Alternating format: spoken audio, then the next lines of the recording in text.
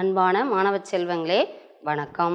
இன்று நாம் அறிவியல் பாடத்தில் எனது உடல் என்ற பாடத்தலைப்பை பற்றி பார்க்க போகிறோம். எனது உடல் என்று சொல்லும் போதே நாம் எல்லோருக்கும் ஞாபகம் வரும், தெரியும் நமது உடல்ல என்னென்ன உறுப்புகள்லாம் இருக்கு. ஏற்கனவே இப்போது நீங்க 3ஆம் வகுப்பு படித்து கொண்டிருக்கிறீர்கள்.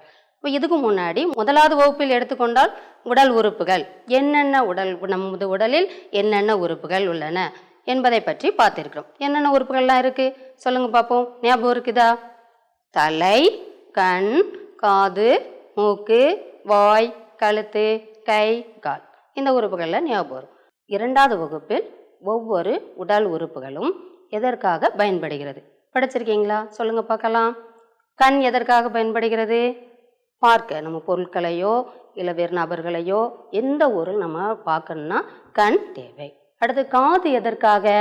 எந்த ஒரு சவுண்ட்ஸ், இப்போ டீச்சர் பாடம் நடத்துகிறாங்க அதை கேட்கணும்னா என்ன உறுப்பு தேவை?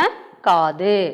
அடுத்து எங்கே இருந்தாலும் ஒரு பாடல் ஏதாவது சவுண்டு கேட்கும்போது அதை கேட்குறதுக்கு நமக்கு காது தேவை. இதை பற்றி நீங்கள் ஏற்கனவே 2வது வகுப்பில் படித்திருக்கிறீர்கள். இப்போ மூக்கு, மூக்கு எதற்காக? இப்போ எங்கேயோ ஒரு பிரியாணி செய்கிறாங்க, டீச்சர் உங்கள் பாடம் கவனிச்சிட்டு இருக்கும்போதே உங்களுக்கு அங்கே பிரியாணி வாசம் தெரியுது, எங்கேயோ பிரியாணி வாசம் அடிக்கணும், உங்களுக்குள்ள ஒவ்வொருத்தர் கிசு கிசுன்னு பேசிக்கிறீங்க. இதுலேருந்து என்ன தெரிகிறது? மூக்கு அதை நுகர்கிறது. இந்த வாசத்தை நம்ம ஏற்கிறதுக்காக தான் உறுப்பு தான் இது மூக்கு. வாய் எதற்காக? இப்போ பாடம் நடத்திட்டு இருக்கும் போதே பேசிக்கிட்டே இருக்கிறீங்கல்ல, அது எதுக்காக? வாய் மூலம் நம்ம பேசிக்கிறோம். அடுத்தது கழுத்து, ரொம்ப முக்கியமான உறுப்பு. இதனுடைய பயன் என்ன? திரும்பி பார்க்கறதுக்காக, இந்த சைடு திரும்பி பார்க்கலாம், வலது பக்கம் இடது பக்கம் திரும்பி பார்க்கறதுக்காக கழுத்து உதவுகிறது. அடுத்து கைகள், கைகள் எதற்காக? வேலை செய்ய. இப்போ மாணவர்களாகிய உங்களுக்கு என்ன பயன்? நம்ம எழுதணும், எழுதுவதற்காக பயன்படுகிறது. அடுத்தது கால், கால் எதற்கு? ஒரு இடத்துலேருந்து இன்னொரு இடத்துக்கு நாம் நகரன்னா கால் தேவை. இதெல்லாம் 2ஆம் வகுப்பு பாடம். நம்ம 3வது வகுப்பில் என்ன படிக்க போகிறோம்? எனது உடல் அப்படிங்கிறதுல ஒவ்வொரு உடல் உறுப்புடைய தூய்மையை பற்றி படிக்க போகிறோம். உடல் உறுப்புகளை எப்படிலாம் தூய்மையாக வச்சிருக்கணும் அப்படிங்கிறத பற்றி தான் இப்போ படிக்க போகிறோம். இதில் முதல்ல தன் சுத்தம். தன் சுத்தம் அப்படின்னா என்னன்னு தெரியுமா?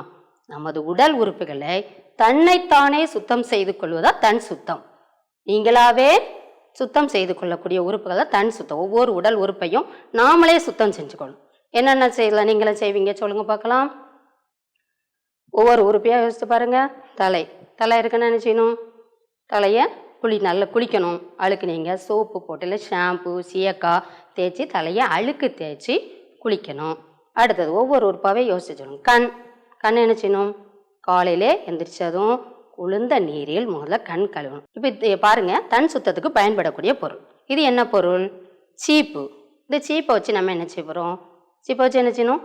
தலையை சீவணும். தலையில் சுத்தமாக இருக்கிறதுக்காக வேண்டி என்ன செய்யணும்? நம்ம தலையை சீவணும். இது என்னது பாருங்க, சோப்பு. எல்லாருமே சோப்பை பார்த்துருப்பீங்க. தினம் சோப்பு போட்டு குளிக்கிறீங்க தானே? எதுக்காக சோப்பு போட்டு குளிக்கிறோம்?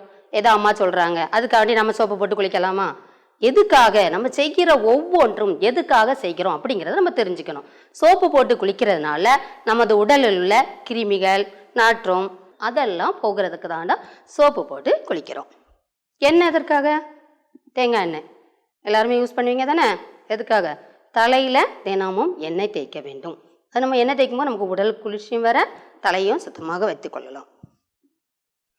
இது எதுக்குன்னு பாருங்க, வெளியில் போயிட்டு வரீங்க, விளையாடிட்டு வரீங்க, கையில் அழுக்கெல்லாம் நிறைய இருக்கும், அதை கை கழுவுனா கையை சுத்தமாக துடைக்கிறதுக்காக கர்ச்சீப். சரி, இப்போ தன் சுத்தத்தை பற்றி நம்ம பார்த்தோம். தன் சுத்தம் அப்படின்னா என்ன? நீங்களே உங்களை சுத்தப்படுத்தி கொள்வது தான் தன் சுத்தம். யாராவது நமக்கு செய்து விடுறது கிடையாது. இப்போ சரி, சுத்தம் சுத்தம்னு சொல்லிக்கிட்டே இருக்கீங்களா டீச்சர், இது என்ன? என்ன சுத்தம்னா என்ன? அதாவது உடல்ல இருக்கக்கூடிய அழுக்குகள் கிருமிகளை நீக்கிறோம். அப்போ அந்த கிருமின்னு ஒன்று சொல்கிறீங்களா? கிருமினா என்ன டீச்சர்? நாங்கள் கிருமிகளை பார்த்ததே இல்லையே அப்படின்னு நீங்கள் கேட்கலாம். அப்போ அந்த கிருமிகள்னா என்னது? கிருமிகள் அப்படிங்கிறது நம்ம கண்ணுக்கு தெரியாத ஒரு சிறிய நுண்ணுயிரி. நுண்ணுயிரி அப்படின்னா மிக மிக சின்ன உயிர். நம்ம கண்ணுக்கு தெரியக்கூடியல சின்ன உயிரி சொல்லிடுவோம். அது நுண் அப்படின்னு வர்ற வேர்டு எதுக்கு வருது அப்படின்னா, அந்த நுண்ணுங்கிற வார்த்தை மிகவும் கண்ணுக்கே தெரியாது. அப்படி இருக்கக்கூடியதான் கிருமிகள். அந்த கிருமிகள் சுகாதாரம் இல்லாத எல்லா இடங்களிலும் காணப்படும். அதற்காக தான் நம்ம என்ன செய்யணும்? உடலை சுத்தமாக வைத்து கொள்ள வேண்டும். அந்த கிருமிகள் நம்மை தாக்கினா நமக்கு வேண்டாத நோய்கள்லாம் வரும். அதனால் இந்த கிருமிகளை நீக்கிறது தான் நம்ம ஒவ்வொரு உடல் உறுப்பையும் சுத்தமாக வைத்து கொள்ள வேண்டும். அதில் தான் இந்த தன் சுத்தமும் வருகிறது. சுத்தங்கிறத பற்றி இனி நம்ம என்ன படிக்க போறோம்னா கை கழுவுதல். இந்த கை கழுவுதை பற்றி ஒரு சின்ன பாடல் படிக்கலாமா? பாடல்னா உங்களுக்கு ரொம்பவும் பிடிக்கும்ல? அப்போ ஒரு அழகான ஒரு பாடல் படிப்போமா? கைகளை நாமும் கழுவிடுவோம் சுத்தமாயிருப்பதற்கு, கைகளை நாமும் கழுவிடுவோம் சுத்தமாயிருப்பதற்கு, கைகளில் கிருமிகள் ஒட்டியிருக்கும் கண்களால் அதை நீ பார்க்க முடியாது, கைகளில் கிருமிகள் ஒட்டியிருக்கும் கண்களால் அதை நீ பார்க்க முடியாது, கிருமிகளை நீ சேரவிடாதே, கை கழுவினால் அவை அலறி ஓடிடுமே, கிருமிகளை சேரவிடாதே, கை கழுவினால் அவை அலறி ஓடிடுமே, சாப்பிடும் முன்னே நீ கை கழுவு, சாப்பிட்ட பின்னே நீ கை கழுவு, வாயில் விரல் வைத்தாலும் நீ கை கழுவு, செல்ல பிராணியை தொட்டாலும் நீ கை கழு, வெளியில் சென்று விளையாடிய பின்பும் கை கழுவு, கழிவறை போய் வந்த பின்பும் கை கழுவு, அது கிருமிகளுக்கு பெருமழிவு, அது கிருமிகளுக்கு பெருமழிவு, ஒவ்வொரு முறையும் கை கழுவு, உடல் நலக்குறைவை நீ துரத்து, ஒவ்வொரு முறையும் கை கழுவு, உடல் நலக்குறைவை நீ துரத்து, கைகளை நாமும் கழுவிடுவோம் சுத்தமாயிருப்பதற்கு, கைகளை நாமும் கழுவிடுவோம் சுத்தமாயிருப்பதற்கு. இப்போ நாம ஒரு பாடல் படித்தோம் அப்படிதானே? இந்த பாடல்ல இருந்து எப்பப்பெல்லாம் நம்ம கை கழுவணும் அப்படிங்கிறத பற்றி பார்த்துருக்கீங்களா? இந்த பாடல் கேட்கும் போதே உங்களுக்கு தெரிஞ்சிருக்கும் எப்பப்பெல்லாம் கை கழுவணும். சொல்லுங்க, பாடல் கேட்டதுலேருந்தே தெரியும். சாப்பிட்றதுக்கு முன்னாடி கை கழுவணும், சாப்பிட்ட பின்னாடி கை கழுவணும். தேவையில்லாமல் வாயில் அங்கங்கே நம்ம கையை வைப்போம். அப்போ அப்படியே போய் நம்ம சாப்பிட்றக்கூடாது. அதுக்கு அந்த நேரங்களில் என்ன செய்யணும்? கை கழுவணும். அடுத்தது வெளியில் போய் விளையாடிட்டு வருவீங்க, மண்ணில் விளையாடுவீங்க, மற்ற ஃப்ரெண்ட்ஸ் எல்லாம் தொடுவீங்க, மற்ற பொருட்களை தொடுவோம். அப்போல்லாம் நம்ம கையில் கிருமிகள் ஒட்டிடும். அதனால் அப்போது வெளியில் போய் விளையாடிட்டு வந்த பிறகும் நம்ம என்ன செய்யணும்? கையை கழுவணும். அடுத்தது கழிவறை போயிட்டு வந்ததுக்கப்புறம் சோப்பு போட்டு கண்டிப்பாக என்ன செய்யணும்? கையை கழுவ வேண்டும். அடுத்தது ஒரு சின்ன கலந்துரையாடல் பார்ப்போமா? கை கழுவுற பற்றி. ஒரு அம்மாவும் அவங்களுடைய மகளும் பேசுகிறாங்க. என்னன்னு பார்க்கலாமா? இதே தான் உங்களுடைய வீடுகள்லையும் நடக்கிறதா. இந்த தவறுகளை இனிமேல் நம்ம இந்த பாடம் படித்த பிறகு இந்த மாதிரி தவறுகளை நம்ம செய்யக்கூடாது. சரி, பார்க்கலாமா? சுருதிங்கிற ஒரு சிறுமி அவங்களுடைய அம்மா கிட்ட என்ன பேசுகிறாங்க அப்படிங்கிறத பார்ப்போம். சுருதி என்ன செய்ய, அம்மா அம்மா ரொம்ப பசிக்குதுமா, எனக்கு சாப்பாடு வேணுமா, ஏதாவது சாப்பிட கொடுங்கம்மா. சுருதி, போய் கை கழுவிட்டு வா, சாப்பிட்றதுக்கு முன்னாடி கை கழுவணும்னு சொல்லியிருக்கிறாளா? சாப்பிட்றமா கை கழுவா. இல்லைம்மா, நான் சாப்பிட்ட பிறகு கை கழுவிக்கிறேம்மா, இங்கே இப்போ எனக்கு பசிக்குதுமா, சாப்பாடு கொடுங்கம்மா. நீ கை கழுவிட்டு வந்தாதான் உனக்கு சாப்பாடு, இல்லைன்னா சாப்பாடு கொடுக்க போகிறதில்ல. ஏம்மா, சாப்பிட்றதுக்கு முன்னாடி அப்படி கை கழுவுற ரொம்ப ஒரு அவசியமாம்மா? கண்டிப்பாக அவசியம். ஏன்? உன் கையை பாரு, நல்லா காட்டு, உன் கையில் அழுக்கு இருக்குதா, நல்லா பாரு. கையில் அழுக்கு இருக்குதா, தெரியுதா உனக்கு? எங்கெல்லாம் அழுக்கு இருக்கு? வரல் கடையில் இருக்குதா, நகத்து கடையில் அழுக்கு இருக்கு, தெரியுதா? போய் கழுவி. இதனால தான் சாப்பிட்றதுக்கு முன்னாடி கை கழுவுன்னு சொல்கிறது அதுக்கு தான். போய் கை கழுவிட்டு வா, சாப்பாடு தர. சரிம்மா, எனக்கு இப்போ புரிஞ்சுக்கிட்டு நான் கை கழுவிட்டு வராமா? சரிம்மா, கை கழுவிட்டேன். இப்போ உட்காரு, உனக்கு புரியுதா? எப்போ சாப்பிட்றதுக்கு முன்னாடி கை கழுவுடைய அவசியம் புரியுதா? சரி, நீ சாப்பிடலாம், உட்காரு, நான் சாப்பாடு தரேன். சரி, இந்த இவங்க அம்மாவும் மகளும் பேசினாலும் உங்களுக்கு என்ன தெரிஞ்சுக்கிட்டீங்க?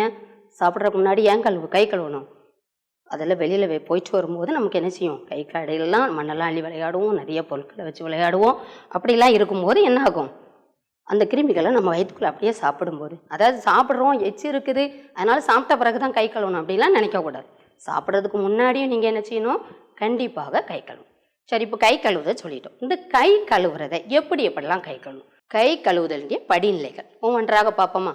முதலில் கைகளை தண்ணீரில் நனைக்கணும். ரெண்டாவது தேவையான அளவு சோப்பு போட வேண்டும். அடுத்தது உள்ளங்கைகளை தேய்க்கணும். 2 உள்ளங்கைகளையும் என்ன செய்யணும்? மாற்றி மாற்றி இந்த கையை வச்சு மாற்றி மாற்றி தேய்க்க வேண்டும். உள்ளங்கைகளை தேய்க்க வேண்டும். ஒவ்வொரு கையின் பின்புறத்தையும் மற்ற கையால் தேய்க்கணும். ஒரு கையை வச்சு அதோட பின்புறத்தை தேய்க்கணும், அடுத்தது இன்னொரு கை வச்சு மற்ற கையின் பின்புறத்தை தேய்க்கணும். இரு கைகளுடைய விரல்களை கோர்த்தவாறு தேய்க்கணும். ஏன் விரல்களை கோர்த்தவாறு தேய்க்கிறோம்? விரல்களுக்கு இடையில் நிறைய கிருமிகள், அழுக்குகள் இருக்கும். கட்டை விரல்களையும் மணிக்கட்டையும் தனியாக என்ன செய்யணும்? நல்லா தேய்ச்சி கழுவணும். அதில் உள்ள அழுக்குகளை இது இருக்கும். போதுமான அளவு நீரை கொண்டு இரு கைகள் நல்லா சோப்பு, ஏற்கனவே சோப்பு போட்டு தானே கை கழுவுறோம், அந்த சோப்பெல்லாம் நீங்கிற அளவு நினைச்சணும் கை கழுவும். இப்போ கை கழுவுற முறை புரிஞ்சுதா? சும்மா நினச்சிக்கூடாது தண்ணியை ஊற்றினோமா கையை கழுவணுமா அப்படிலாம் இருக்கக்கூடாது. இப்போ என்ன முறைகள் நம்ம சொல்கிறோம் அதே மாதிரி நீங்கள் என்ன செய்யணும், ஒவ்வொரு முறையும் கைகளை கழுவ வேண்டும். அடுத்து இந்த கை கழுவ டீச்சர் கை கழுவும் ஒய்யாமல் சொல்கிறீங்க, அடிக்கடி சொல்லிக்கிட்டே இருக்கிறீங்களே. இந்த கையை கழுவுறதுனால என்னென்ன நன்மைகள், கை கழுவுறதுனால என்ன நன்மை இருக்குது? கையில் உள்ள கிருமிகள் எல்லாம் கை கழுவும் போது கிருமிகள் அழிந்து விடுகிறது. அடுத்தது நம்ம கிருமிகள்லாம் என்ன ஆகும், நம்ம வயிற்றுக்குள்ளே போகும். நம்ம கழுவாமல் சாப்பிடும்போது நம்ம வயிற்றுக்குள்ளே போகிறதுனால வயிற்றுப்போக்கு போகிறதுக்கு அந்த ஆபத்தை என்ன செய்து குறைக்கிறது. அடுத்தது கையை நம்ம கைனால் விளையாடிட்டு வரோம், அப்படியே என்ன செய்வோம், கண்ணிலெல்லாம் கை வச்சிருவோம். அப்போ அந்த கண்ணில் அந்த கிருமி போயிட்டுனா கண் தொற்று அப்படிங்கிற ஒரு நோய் ஏற்படும், கண்புரை நோய். இதெல்லாம் அந்த கிருமிகள் உள்ள கண்ணில் பட்டுருச்சுன்னா என்னாகும், அந்த கண் தொற்றெல்லாம் நம்ம தடுக்கிறது கை கண். அடுத்தது நம்ம அந்த அழுக்கை எப்படி சாப்பிடும்போது என்ன சுவாச தொற்று, அடுத்த நுரையீரலுக்குள்ளேயும் அந்த கிருமிகள் உள்ளே போய் மூச்சு விடுதலை சிரமம், அந்த மாதிரி சுவாசிக்கிறதுல சிரமம். அதான் சுவாச தொற்றுக்கான ஆபத்தை குறைக்கிறது. அப்படின்னா சுவாச தொற்று அப்படிங்கிறது என்னென்னா இந்த நுரையீரலுக்குள்ளே போய் மூச்சு விடுதலை சிரமம். அப்படியே மூச்சு இழுக்கும்லாம் நிறைய பேர் கஷ்டமாக இருக்கும் மூச்சு விடுறது. நம்ம நார்மலாக மூச்சு விடுறதுக்கும் சுவாச தொற்று இருந்துச்சுன்னா மூச்சு விடுறதுல சிரமம் இருக்கும். இதனால தான் அந்த சுவாச தொற்றிற்கான ஆபத்தை குறைக்கிறது. அடுத்தது உங்களுக்கு ஒரு செயல்முறை கொடுக்க போகிறேன், வீட்டில் போய் நீங்கள் செய்யணும், அழகாக இருக்கும். என்ன செய்யலாம், ஒரு வெள்ளைத்தாளை எடுத்துக்கோங்க, அழகான ஒரு வெள்ளைத்தாளை. அதில் என்ன செய்யணும், உங்கள் கையை அந்த வெள்ளைத்தாளில் வைக்கிறீங்க, பென்சிலை எடுத்துக்கிறீங்க, அப்படியே நம்ம கையை சுற்றி என்ன செய்யணும், ஓரத்தில் நீங்கள் அப்படியே வரையணும். அப்போ நமக்கு ஒரு அழகான ஒரு கை வந்துடுச்சா, வரைஞ்சதும் அதில் அங்கே என்ன செய்யணும், ஒரு ரவுண்டாவோ எப்படியோ ஒரு என்ன செய்யணும், கிருமிகள் படத்தை வரைகிறீங்க. அடுத்தது அந்த கிருமிகளுக்கு நீங்கள் என்ன செய்யணும், கலர் அடிக்கிறீங்க, வண்ணம் தீட்டணும். வண்ணம் தீட்டினோன்னா கையில் கிருமிகள் இருக்கக்கூடிய படம் வந்துடும்.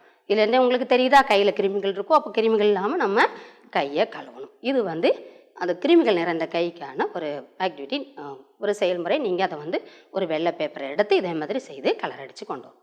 அடுத்தது ஒரு பனித்தாள் ஒன்று இருக்குது, அதில் உங்கள் நேமை எழுதுறீங்க, உங்களுடைய பெயர் எழுதணும். அந்த கிருமிகள் சம்மந்தமாக இப்போ படித்தோம்லா, கிருமிகள்னால் என்னென்னலாம் படித்தோம்லா, அதுக்கான ஒரு பனித்தாள். அதை நீங்கள் என்ன செய்றீங்க, நிரப்பிட்டு வரீங்க. உங்களுடைய பெயருங்கிற இடத்துல என்ன செய்யணும், உங்கள் பெயரை எழுதுறீங்க. அடுத்தது கிருமிகள் மனிதர்களுக்கு நோய்களை ஏற்படுத்துமா, 2 பாக்ஸ் இருக்குதா, 2 முகம், ஆமாம் இல்லையா அப்படிங்கிறதுல நீங்கள் என்ன செய்யணும், டிக் பண்ணணும், ஆம். அடுத்தது கிருமிகளை பார்த்திருக்கிறாயா, அதுலேயும் ஆம் இல்லை அப்படின்னு 2 விடை இருக்குது. அதில் நீங்கள் எது பதிலாக அதை கொடுக்கணும். கிருமிகளை பார்த்துருக்கிறீங்களா, யாராவது பார்த்துருக்கீங்களா, இல்லை. ஏன் கிருமிகளை நம்ம பார்க்கல, அது கண்ணுக்கு தெரியாத நுண்ணுயிரி, படிச்சுட்டு வரோம்ல. அப்போ கிருமிகளை பார்த்துருக்கிறாய்னா அது என்ன, இல்லையில் டிக் பண்ணணும். அடுத்ததுக்கு 2 கொஸ்டின் இருக்குது பாருங்கள்.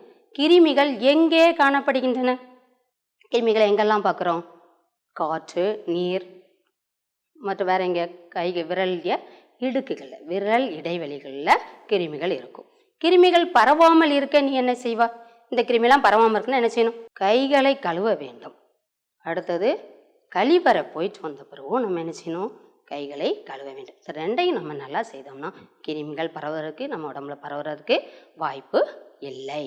அடுத்தது கொஞ்சம் சிந்திக்கலாமா, பல நேரம் பாடம் படிச்சிருக்கோம்ல, கை கழுவுறது சுத்தத்தை பற்றி படிச்சிருக்கோம்ல, சிந்திக்கலாமா.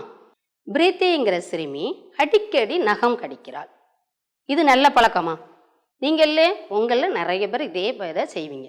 ஆனால் இது நல்ல பழக்கமா, நம்ம செய்யலாமா, நல்ல பழக்கமா இல்லை. காரணம் என்ன, இதற்கான காரணம், இப்போ நகை இருக்குது, நகத்தை அப்படியே கடிக்கிறீங்க, அப்படி தானே, வாய்னால தானே கடிப்பீங்க நகத்தை. ஆனால் கண்டிப்பாக நம்ம என்ன செய்யணும், கட் பண்ணணும். ஆனால் இது வாய்னாலே இப்படியே கடிக்கிறது. இதை கடிக்கிறதுனால என்ன ஆகும், அந்த விரலுக்கு அந்த நகத்துக்கு இடையில நிறைய அழுக்குகள், அந்த அழுக்கள் மூலமாக அந்த கிருமிகள்லாம் என்ன ஆகும், நம்ம வயிற்றுக்குள்ளே போய் உடல் உபாதைகள், நிறைய நோய்களை உண்டு போகணும். ஃபஸ்ட்டு வயிற்றுப்போக்கு அதான் உண்டு பண்ணணும், அதுக்கு அடுத்ததான் மற்ற நோய்கள்லாம். அதனால நகம் கடிக்கிறது தவறு, இதை பழக்கத்தை நீங்களும் செய்யக்கூடாது. அடுத்தது அருண் என்ற சிறுவன் முறையாக கை கழுவாமல் உணவு சாப்பிடுகிறான், அவங்க அம்மா கொடுக்குற சிற்றுண்டிலாம் சாப்பிடுகிறான், இதெல்லாம் சரியா, தவறு. ஏன், காரணம் என்ன சொல்லுங்க பார்க்கலாம். படிச்சிருக்கிறோம்ல, கை கழுவாமல் சாப்பிடுகிறோம், அதுதான் கை கழுவாமல் சாப்பிட்றதுனால என்ன ஆகும், கை இடுக்குகள்லாம் அழுக்கு இருக்கும், நம்ம வெளியில் விளையாடிட்டு வர்றோம், அதனால் எல்லா அழுக்குகளும் கையுடைய இடுக்குகள்லாம் இருக்கும். அதனால் அதை அப்படியே உணவு சாப்பிடும்போது அந்த கிருமிகள்லாம் நம்ம வயிற்றுக்குள்ளே போய் நமக்கு வேண்டாத நோய்களை உண்டாக்கும். சரி, இப்போ கை கழுவுறதை பற்றி பார்த்தோம்ல. இந்த கை கழுவுறதுக்காக ஆண்டுதோறும் ஒரு நாள் கொண்டாடுறாங்க. என்னைக்குன்னு தெரியுமா உங்களுக்கு? உலக கை கழுவும் தினம் அக்டோபர் 15. ஒவ்வொரு ஆண்டும் அக்டோபர் 15ஆம் நாள் உலக கை கழுவக்கூடிய தினம் கொண்டாடப்படுகிறது. நம்ம பள்ளிக்கூடத்துலேயும் வருஷந்தோறும் நம்ம ஸ்கூலில் நினைச்சிரும் பள்ளிக்கூடத்தில் கொண்டாடுறோம்ல, கை கழுவி எல்லாத்தையும் கை கழுவ வச்சு அந்த விழாவை அன்னைக்கு கொண்டாடுகிறோம். அடுத்தது கழிவறை. இந்த கழிவறை அப்படின்னா என்னது? நம்மளுடைய உடலில் உள்ள வேண்டாத கழிவுகளை நீக்கக்கூடியதான் கழிவு. அந்த கழிவை அதுக்குன்னு ஒரு அறை, கழிவறை. அதில் போய் அந்த கழிவறை பயன்படுத்தும் போது அந்த வேண்டாத கழிவுகள், மலம் கழிக்கிறது, அதெல்லாம் செய்கிறோம். ஆனால் உலகில் 100 கோடிக்கு மேலே இருக்கக்கூடிய வீடுகளில் கழிவறையே இல்லை. கழிவறை இல்லை அப்படின்னா அவங்க என்ன செய்கிறாங்க? திறந்த வழி கழிப்பறையை பயன்படுத்துகிறாங்க. பக்கத்தில் இருக்கிற காடுகளில் அங்கெல்லாம் போய் மலம் கழிக்கிறாங்க. இதனால் அந்த கழிவினால இந்த நிலமும் முதல்ல மாசுபடுகிறது, நிலத்தடி நீர் மாசுபடுகிறது, குடற்புழு நீக்க நோய் ஏற்படுகிறது. இந்த குடற்புழுனால் சிறுவர்களுக்கு, குழந்தைங்களுக்கு நோய் தொற்று ஏற்படுது. குடற்புழு நீக்க நோய் அப்படிங்கிற தொற்று ஏற்படுது. எதனால்? திறந்த வழியில் மலம் கழிக்கிறனால. கழிவறையை பயன்படுத்துவதன் அவசியம். நம்ம கழிவறையை பயன்படுத்துகிறோன்னா காலரா போன்ற நோய்கள் தடுக்கப்படுகிறது. இது நமக்கு நன்மை அளிக்கிறது, வசதியாகவும் இருக்குது. அடுத்தது பாதுகாப்பானது.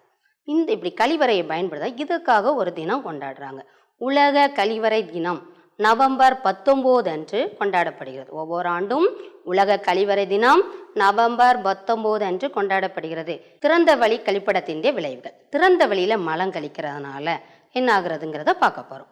நீரின் வழியாக பரவும் நோய்கள்லாம் பரவும். எப்படி நீரின் வழியாக பரவும் நோய் பரவும்? ஏன்னா திறந்த வழியில் மலம் கழிக்கிறாங்க. அடுத்தது அப்படியே மழை பொழியும் போது என்னாகும்?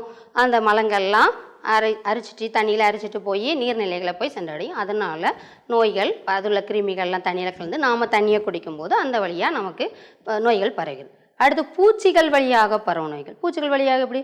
திறந்த வழியில் போய் ஒருத்தன் மலம் கழிக்கிறான். இந்த ஈக்கள் அதில் போய் என்ன செய்யும்? உட்காந்துட்டு நேராக அந்த ஈ எங்கே போகும்? நேராக எங்கேயாவது போய் நம்ம சாப்பிட்டுட்டு இருக்கக்கூடிய உணவில் திறந்து இருக்கிற உணவில் உட்காரும்.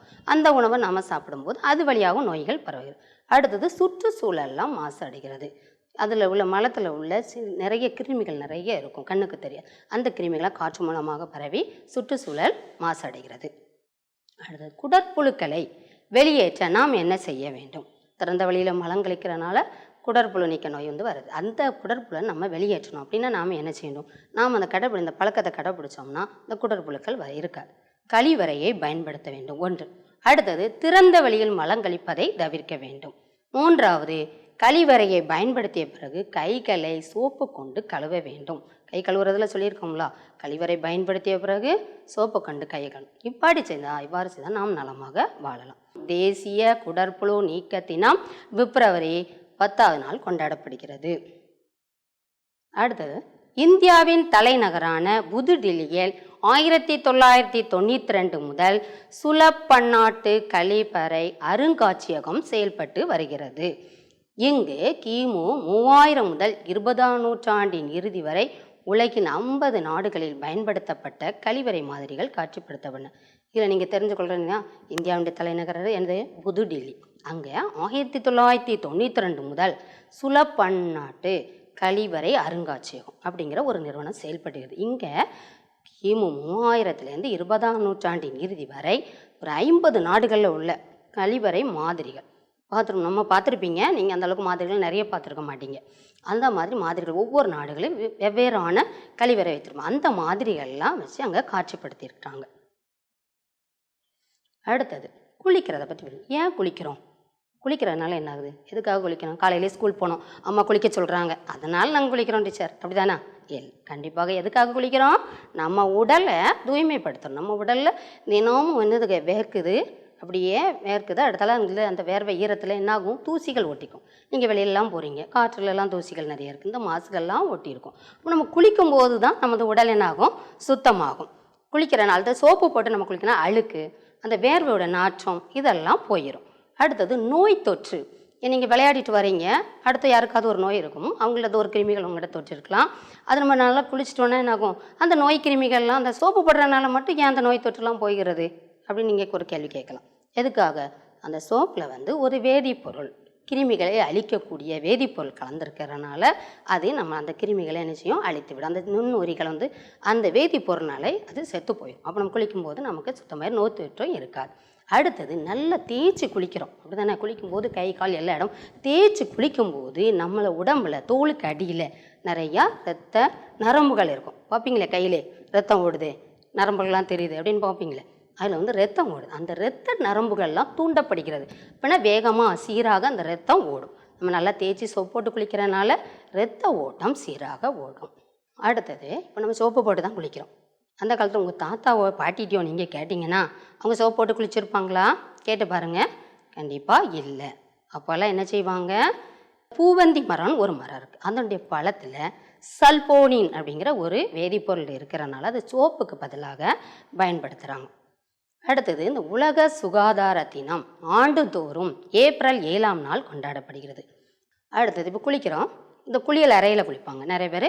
குளியல் அறை ரூம், குளிக்கிறதுக்குன்னே ஒரு அறை இருக்கும். அந்த அறையில் வந்து என்னென்ன பின்பற்ற வேண்டிய பாதுகாப்பு வழிமுறைகள், சும்மா இஷ்டத்துக்கு குளித்தோமா, அந்த சோப்பாங்க போட்டோமா, அது இங்கே வச்சோமா அப்படின்னு இருக்கக்கூடாது. என்ன செய்யணும், அங்கே போய் தண்ணியில் விளையாடக்கூடாது. நீங்களாம் சின்ன குழந்தைங்க அப்படி தானே, சும்மா இஷ்டத்துக்கு தண்ணி கோரி ஊற்றி தண்ணியிலலாம் விளையாண்டா என்னாகும், தேவையில்லாத நோய்கள் வந்துடும், சளி பிடிச்சிரும், அப்படி தானே? அதனால் தண்ணீரில் நம்ம சொல்ல இஷ்டத்துக்கு விளையாடக்கூடாது. குளிக்க சொன்னாங்கன்னா கரெக்டாக நம்ம என்ன செய்யணும், குளிச்சுட்டு வரணும். அடுத்தது, வீட்டில் வந்து அம்மாவோ அப்பாவோ என்ன சேவிங் மிஷின் வச்சுருப்பாங்க. சேவிங் மிஷின் உங்களுக்கு தெரியுங்களா? அடுத்து சேவிங் மிஷின் பிளேடு இருக்கும், அடுத்து கத்தி இருக்கலாம், நெயில் கட்டர் வச்சுருப்பாங்க, கத்திரிக்கோள் வச்சுருப்பாங்க. இப்போ இதெல்லாம் நீங்கள் எடுத்துக்கோங்க. அம்மா அப்பா தெரியாமல் என்ன செய்யக்கூடாது, எடுத்து விளையாடக்கூடாது. அடுத்து போய் வெந்நியில் தான் குளிக்கிறீங்க, வெந்நியில் குளிக்க சொல்கிறாங்கன்னு சொல்லிட்டு என்ன செய்யக்கூடாது, நீங்களாகவே உங்கள் இஷ்டத்துக்கு குளிக்கக்கூடாது. அம்மாவோட முன்னிலையில் தான் என்ன செய்யணும், அந்த சூடு உன்னோடைய உடம்புக்கு ஒத்துக்கொள்ளுமா என்பதை பார்த்து தான் என்ன செய்யணும், சூடான நீரை பயன்படுத்த வேண்டும். அடுத்த சோப்பு போட்டு குளிச்சுட்டு சோப்பை நீ பாட்டு இஷ்டத்துக்கு வச்சுட்டு வந்துடக்கூடாது. அடுத்தது யாரோ உன் தம்பியோ தங்கச்சியோ அக்காவோ போகும்போது அவங்க கவனிக்கலைன்னா வலிக்கு கீழே விழ நேரிடும். அதனால் என்ன செய்யக்கூடாது, தரையில் சோப்பெல்லாம் வச்சு விட்டுட்டு வெளியே வரக்கூடாது. அடுத்த ஈரமான குளிச்சுட்டு கை ஈரமாக இருக்கும், சுவிட்சை ஆஃப் பண்ணிடக்கூடாது. சுவிட்ச் அப்படின்னா மின் பொத்தான் வந்து சுவிட்ச், அதை நம்ம ஈரமான கையில் தொட்டோம்னா ஷாக் அடிச்சிரும். அடுத்து நம்ம புலன் உறுப்புகள் பற்றி படிக்க போகிறோம். புலன் உறுப்புகள் அப்படின்னா என்னென்னலாம், கண், காது, மூக்கு, நாக்கு, தோல், இதுதான் புலன் உறுப்புகள். இவை ஒவ்வொரு உறுப்பும் ஒவ்வொரு வேலை செய்யுது. கண் எதற்காக, பார்ப்பதற்கு, காது கேட்பதற்கு, மூக்கு சுவாசிப்பதற்கு, நாக்கு சுவையை உணர, தோல் தொடு உணர்வு, நம்ம தொட்ட உடனே யாராவது உன்னை திரும்பி உட்காரும்போது கூட உன்னை தொட்ட உடனே உனக்கே தெரியும் யாராவது தொடுறாங்க, திரும்பி பார்ப்பேன், அது வந்து தொடு உணர்வு.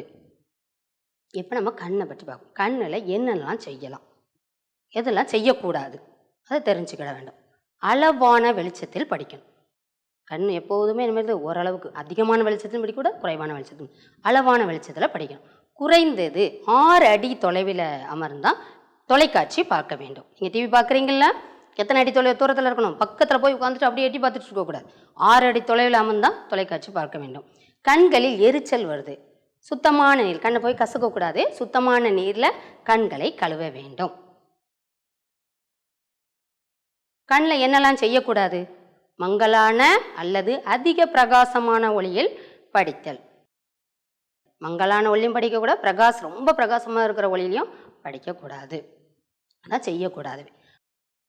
அடுத்தது, காணொளி விளையாட்டு அல்லது தொலைக்காட்சியை நீண்ட நேரம் பயன்படுத்த. காணொளி விளையாட்டுன்னு என்னது, தொலைக்காட்சியில் டிவியில் விளையாடுறீங்களா அது. அடுத்தது, ரொம்ப நேரமாக அதிக நேரமாக நீங்கள் உட்காந்து டிவி பார்க்குறது, இதை செய்யக்கூடாது. அடுத்து, கையால் கண்களை ஏதாவது தூசி விழுந்துட்டு உடனே என்ன சொல்லுவா, கையை வச்சுட்டு கண்ணை அப்படியே கசக்கக்கூடாது. இன்னும் அம்மாட்ட சொல்லணும், இல்லைன்னா நம்ம தண்ணீரில் கண்களை கழுவ வேண்டும். அடுத்து, கணினிகள் முன் அமர்ந்து, கணினின்னா என்னது, கம்ப்யூட்டர், அதுக்கு முன்னாடி அமர்ந்து நீண்ட நேரம் வேலை செய்கிறவங்களுக்கு டிஜிட்டல் கண் சிரமம் என்ற ஒரு குறைபாடு பொதுவாக ஏற்படுது. அப்படி இருக்கும்போது என்ன ஆகுனா, கண்கள் உலர்ந்துப்போம், அப்படியே டயர்ட் ஆகிற மாதிரி இருக்கும். டயர்ட்னா உங்களுக்கு தெரியுமா, ரொம்ப களைப்பு, அந்த கண் சோர்ந்து போய் ஒரு மாதிரி இருக்கும், கண் சிரமப்படும். அடுத்து, மங்கிய பார்வை வந்து மங்குற மாதிரி இருக்கும். அடுத்தது, தலைவலி, இவையெல்லாம் இந்த குறைபாட்டுடைய விளைவுகள். அடுத்தது என்னது, காது. காதில் என்னெல்லாம் செய்யலாம், காதணி ஒலிக்கருவி அல்லது தலையணி ஒலிக்கருவி கொண்டு பாடல்களை கேட்கும்போது அதிகபட்ச ஒலியின் 60% குறைவான ஒலியளவில் கேட்கணும். குளித்த பிறகு காதுகளை ஈரம் இல்லாமல் துடைக்கணும். அங்கங்கே ஈரம் இருக்கும், நம்ம என்ன செய்யணும், நல்லா சுத்தமான துணியால் காதை துடைக்கணும். நீச்சல் மற்றும் குளித்தலின் போது காதுகளை மூடணும். நீச்சல் அடித்தப்போ குளிக்கும்போது அந்த தண்ணி உள்ளே போகும் காதுகளை, அதனால என்ன செய்யணும், இதாக வச்சு மூடிக்கணும். உரத்த ஒலி கேட்கும் சூழலிலும் காது மறைப்பு கொண்டு காதுகளை மூட வேண்டும். காதுகளில் வலியை உணர்ந்தால் மருத்துவரிடம் செல்ல வேண்டும். காதில் வலிக்குன்னா ஏதாவது மருந்து எண்ணெய்லாம் ஊற்றிடுவாங்க, அப்படியே செய்யக்கூடாது. உடனே நம்ம என்ன செய்யணும், மருத்துவரிடம் போக வேண்டும். காதுகளில் எதெல்லாம் செய்யக்கூடாது, அதிகமான ஓசையெல்லாம் தவிர்க்க வேணும். காது குடைவி கொண்டு குடைச்சி அழுக்க எடுப்பாங்க, அந்த மாதிரி காது சுத்தம் செய்வதற்கு காது குடைவியை பயன்படுத்தக்கூடாது. அடுத்தது, இந்த கேட்கக்கூடிய காதில் கேட்கக்கூடிய ஒலி அளவானது டெசிபல் என்ற அலகால் அளக்கப்படுகிறது. 86 டெசிபலுக்கு மேற்பட்ட எந்த ஒலியுமே ஆபத்தானது. 86 டெசிபலுக்கு மேற்பட்ட எந்த ஒலியுமே நம்ம கேட்கக்கூடாது. அடுத்தது மூக்கு. மூக்கினுள் எந்த பொருளையும் நீங்கள் விளையாடிட்டு இருக்கும்போதே என்ன செய்வீங்க, ரப்பர், பென்சில் இதெல்லாம் அப்படியே உள்ள நுழைக்கலாம், அந்த மாதிரி வேலைகளை செய்யக்கூடாது. அடுத்தது, சளி பிடிச்சிட்டா மூக்கை அடைச்சினா ஆவி பிடிக்கிறது தான் நல்லது. அடுத்தது நாக்கு. நாக்கு என்ன செய்யணும், பல் தேய்க்கிறீங்க ப்ரெஷ்ஷை வச்சு, நாக்கு யாராவது சுத்தம் பண்ணுறீங்களா, அது செய்யணும். நாக்கை கண்டிப்பாக என்ன செய்யணும், அதே ப்ரெஷ்ஷை வச்சு அப்படியே நாக்கு என்ன செய்யணும், இல்லைன்னா நாக்கு வலிப்பான்னு ஒன்று இருக்குது, அதை வச்சு நாக்கை சுத்தம் செய்ய வேண்டும். சுத்தம் இல்லாத நாக்கு நோய்களையும் வாய் துர்நாற்றத்தையும் ஏற்படுத்தும். எனவே நாக்கை சுத்தம் செய்ய வேண்டும். அடுத்தது தோல். தோல் நினைச்சுன்னா எப்போதும் மென்மையான சோப்பை தான் பயன்படுத்த வேணும். தோலை உலர்வாகவும் சுத்தமாகவும் இருக்கணும். இப்போ தண்ணி இந்த வேர்வெல்லாம் அப்படி இருக்குது, அப்படியே வச்சுக்கூடாது. ஏன்னா அதில் கிருமிகளோ காற்றில் உள்ள இந்த கிருமிகள்லாம் ஒட்டிக்கணும், அழுக்கெல்லாம் ஒட்டிக்கணும். அதனால் தோல் அப்படியே வேர்த்துச்சுன்னா நம்ம நினச்சி நல்லா தொடச்சி ஈரம்லாமல் வச்சுக்கணும். சுத்தமான துணியை கொண்டு தோலை இதமாக துடைத்து உலர்த்த வேண்டும். தோலில் அரிப்பு, காயம் அல்லது தொற்று ஏற்பட்டால் மருத்துவரிடம் காணும். அரிப்பு எடுப்பு ரொம்ப சோரி எடுத்துனா அதை நம்ம வச்சுக்கிட்டே இருக்கக்கூடாது, டாக்டர்கிட்ட போய் என்ன செய்யணும், காட்ட வேண்டும். அடுத்தது, இப்போ நம்ம இவ்வளோ நேரம் படிச்சிருக்கோம்ல, அதுலேருந்து நான் கேள்வி கேட்குறேன், அதுக்கு நீங்கள் பதில் சொல்லணும். நீண்ட நேரம் காணொளி விளையாட்டு விளையாடுவதையும் தொலைக்காட்சி பார்ப்பதையும் தவிர்க்க வேண்டும். சரியா தவறா? சரி. உரத்த ஓசைகளை தவிர்க்கவும். சரி. மூக்கினுள் ஏதேனும் ஒரு பொருளை நுழைத்து சுத்தம் செய்யாதீர்கள். சரி. சுகாதாரமற்ற நாக்கு நோய்களையும் வாய் துர்நாற்றத்தையும் ஏற்படுத்தும். சரி. தோலை அழுக்கான துணியால் இதமாக துடைத்து உலர்த்தலாம். அழுக்கான துணியால் துடைத்து உலர்த்தலாமா? இல்லை, அப்போ தவறு. நான் சொன்னது எல்லாமே நல்லா புரிஞ்சிருக்கணும்னு நினைக்கிறேன். இதை நாம் படிக்கிறது மட்டும் இல்லாமல் இது நமது உடல், அதனால் ஒவ்வொரு உறுப்பையும் நான் என்னெல்லாம் சொல்லி கொடுத்தோனோ அதேமாதிரி கிருமிகள் இல்லாமல் நம்ம சுத்தமாக நம்ம அந்த உடல் உறுப்புகள் அனைத்தையும் சுத்தமாக பாதுகாத்தாலே நாம் நோயிலிருந்து விடுதலை பெறலாம். நன்றி, வணக்கம்.